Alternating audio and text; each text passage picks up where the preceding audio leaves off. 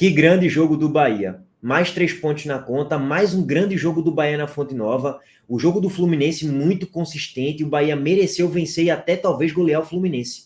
E hoje o Bahia pega mais um time de Libertadores, vence, convence e hoje o Bahia teve um equilíbrio defensivo absurdo. Juba, muito seguro lá atrás. Gabriel Xavier, monstro, muito seguro também na zaga. Até Canu também foi seguro no jogo de hoje. Na lateral direita, também o Santiago Arias foi muito seguro. Na volância, Jean Lucas jogou muita bola. Caio Alexandre jogou bem. Everton Ribeiro, Cauli no meio, jogou muito bem. Everaldo fez uma pintura. Tassiano também foi voluntarioso. Então, você pega os 11 do Bahia e a maioria jogou bem. Quase todo mundo jogou bem. Contra o Fluminense, você também pega a análise do jogo e você chega na seguinte conclusão. Quase todo mundo jogou bem. E normalmente, quando quase todo mundo joga bem, o trabalho do treinador foi muito bem executado. Que por falar em treinador, Rogério Ceni deu nó tático em Renato Gaúcho. O Grêmio não criou uma oportunidade em todo o jogo. O Grêmio não fez absolutamente quase que nada em todo o jogo. O Bahia neutralizou quase que todas as ações ofensivas do Grêmio durante a partida.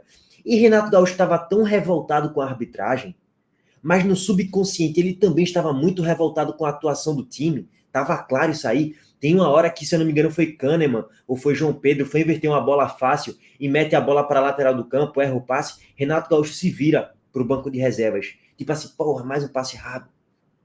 Pela boa marcação do Bahia no campo de ataque.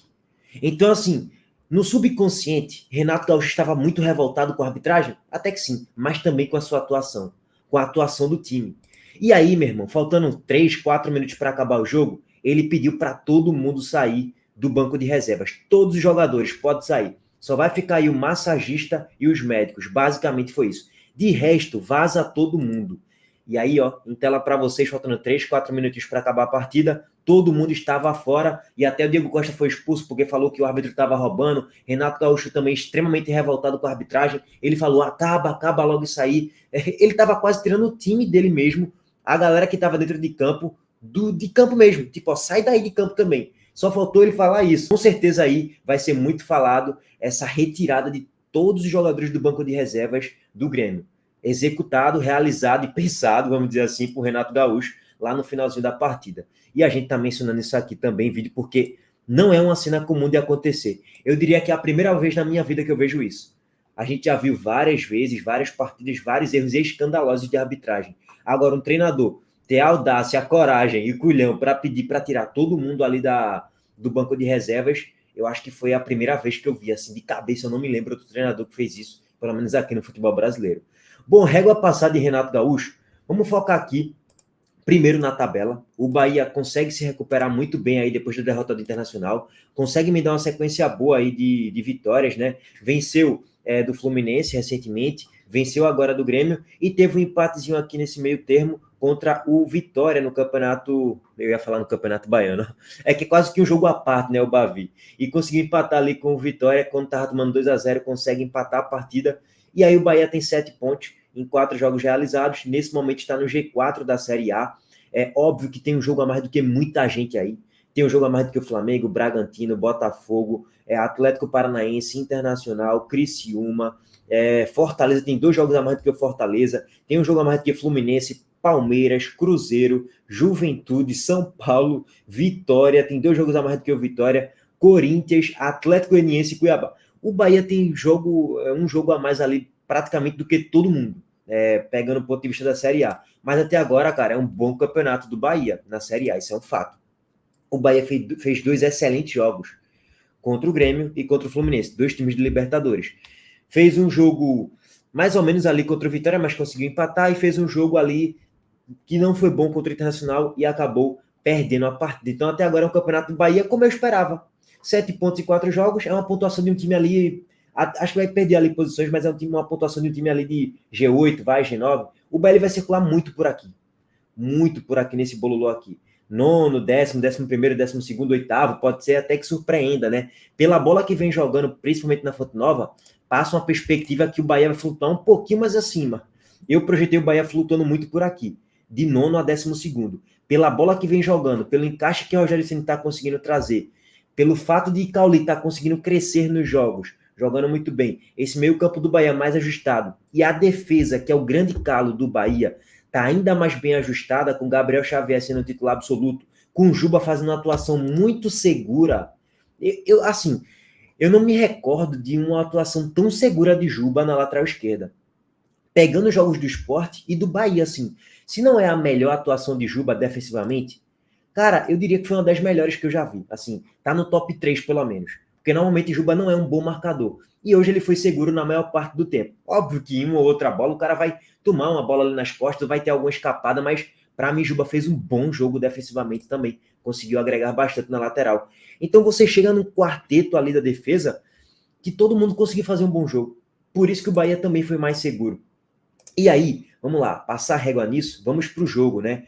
O Bahia, meus amigos, foi impositivo, conseguiu se impor diante do Grêmio, que novamente é um time cascudo, é um time que tem Diego Costa, é um time que tem Vidia Sante, é um time que tem Soteldo, que é um jogador de bastante velocidade, contrataram Edenilson recentemente, do Queiroz, é um bom time do meio para frente. O Bahia se impõe, taticamente se impõe na questão do coletivo, do meio campo principalmente, o meio campo do Bahia muito mais bem articulado, muito mais bem desenhado, com Jean Lucas, Caio Alexandre um pouquinho mais recuado, Jean Lucas espetando um pouco mais em transição com velocidade, Jean Lucas monstro, jogou muito bem hoje também, Cauli centralizado ali com Everton Ribeiro, Everaldo cortando um pouco para a direita, ele não jogou exatamente como um centroavante de referência, um camisa 9 mesmo, durante todo o jogo, ele flutuou muito pela direita, e Tassiano jogando um pouquinho aberto pela esquerda, mas também infiltrando como um 9, também como um falso 9, vamos dizer assim. Então, é um falso 4-5-1, 4-2-3-1, barra falso 4-4-2.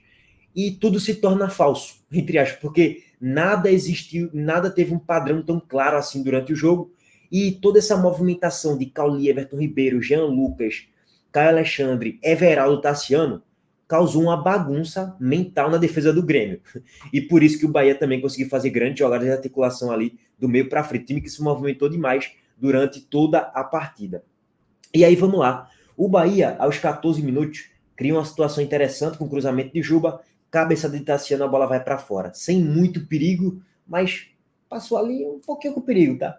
Aos 16, aí já vem o gol do Bahia. Logo no início do primeiro tempo, o Bahia consegue se impor muito. Foi assim contra o Fluminense e foi assim contra o Grêmio também.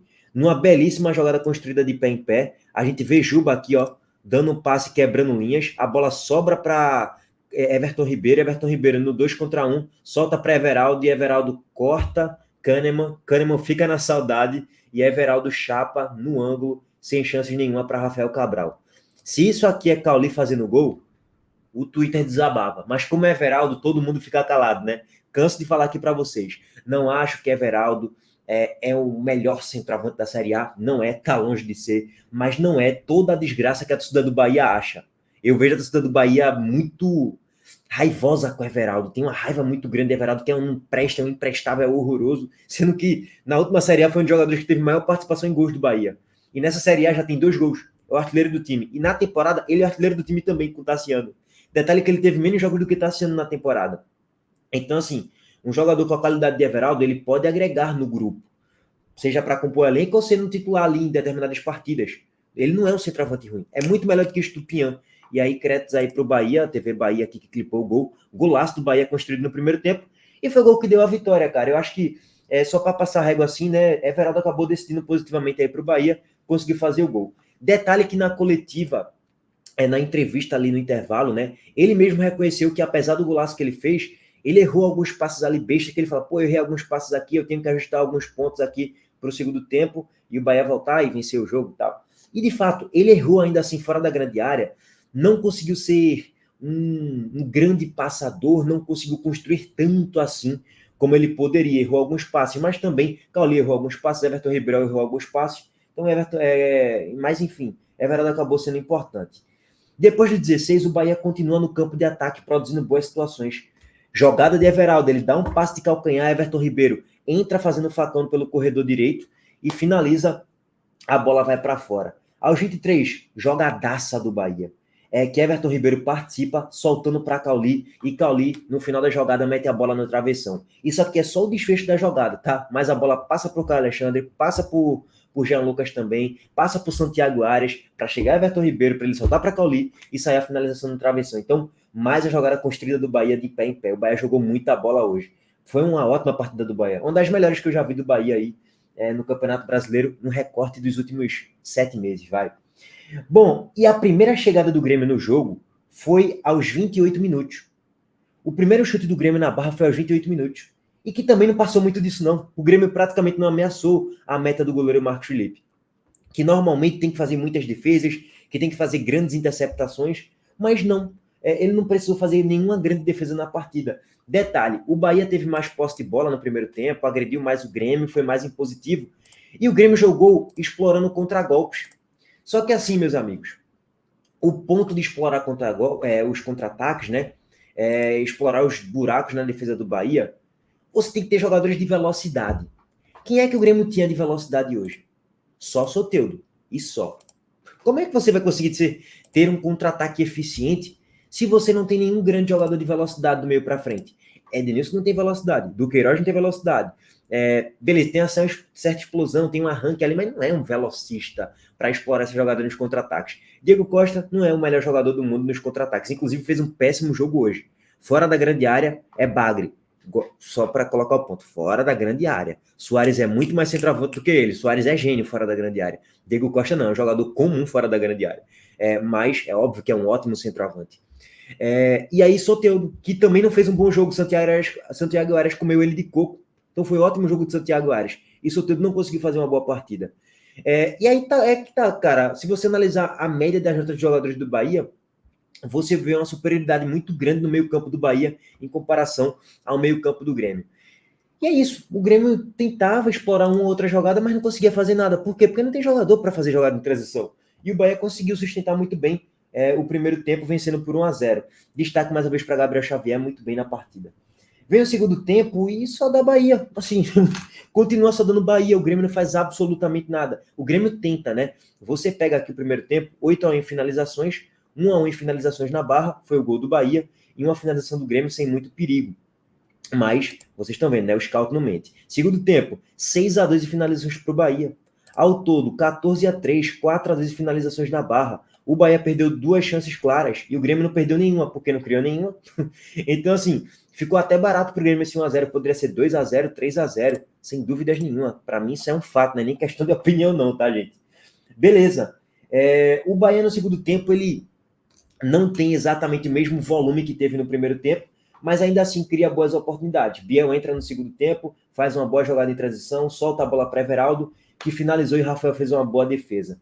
Depois, aos 37, ótima arrancada de Jean Lucas, que ele rouba, solta para Biel, dá a opção no passe na ponta esquerda, só que na direita tinha Ratão, que entra no segundo tempo, finaliza, e a bola é desviada pelo Rafael Cabral, que fez uma boa defesa, coloca a bola para escanteio. Bom, e é isso, assim, pegando os principais pontos de destaque do Bahia no segundo tempo, fora alguns contra-ataques que o Bahia desperdiçou. Rogério Ceni foi bem nas alterações, não acovardou seu time, colocou o time para cima, mesmo ganhando o jogo, não acovardou, não recuou muito seu time, colocou quem tinha que colocar, saiu Everaldo, colocou Ratão, fazendo a função ali um pouquinho mais de falso 9, tirou o Caio Alexandre e colocou Rezende, volante por volante. Caio Alexandre é mais construtor, mais Rezende marca bem. E aí você tem a saída de Cauli para a entrada de Ademir. Então, o Bahia continuou tendo força ofensiva, podendo explorar contra-golpes, e continuou sólido lá atrás. Sai Tassiano, entra Depena. Então, assim, cara, antes disso ainda assim, entra Biel e sai Everton Ribeiro pelo desgaste físico aí dos jogadores do Bahia. Everton Ribeiro, Caio Alexandre e Cauli. É bem atuado de jogos do Bahia, né? Esses 3 saírem no segundo tempo, porque não aguenta jogar 90 minutos. Bom, gente, eu acho que é mais ou menos esse o resumão, tá? Grande jogo do Bahia, parabéns aí pelos 3 pontos conquistados.